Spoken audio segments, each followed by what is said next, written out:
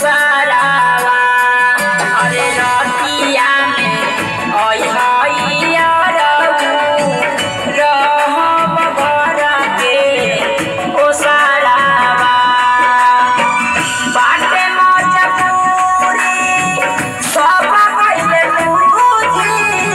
घरवा में होई गइले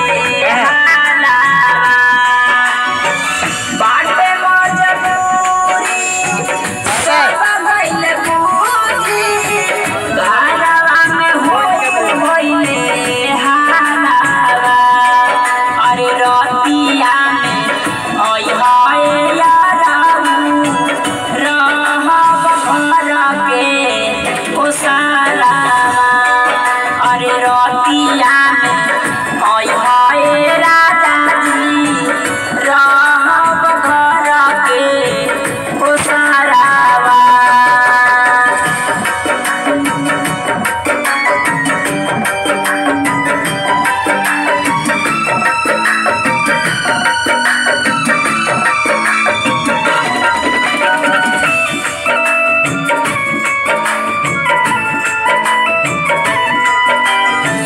पड़ल बाटे हमारा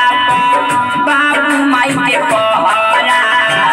बंद अब हो गइले कोचिंग स्कूलवा ए राजा पड़ल बाटे हमारा बाबू माई के पहरा बंद अब हो गइले कोचिंग स्कूलवा पड़ल बाटे हमारा बाबू माई के पहरा बंद अब हो गइले स्कूलवा पड़ल बाटे हमारा बाबू माई के पहरा बंद अब हो गइले स्कूलवा अरे रतिया में ओय हैया रहू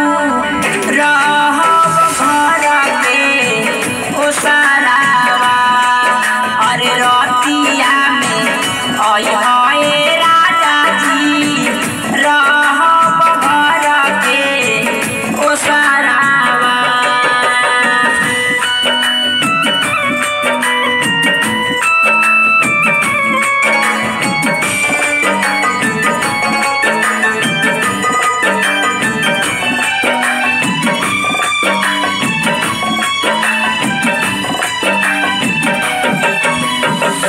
राइटर चित्तरंजन तानी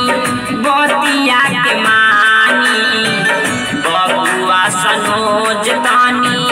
तू ही समझाई ए सैया राइटर चित्तरंजन तानी बतिया के मानी बबुआ रोहित तानी तू ही समझाई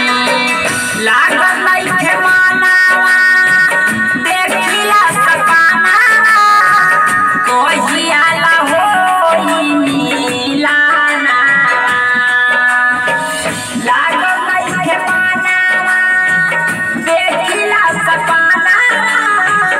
कहिया ला होई मिलानावा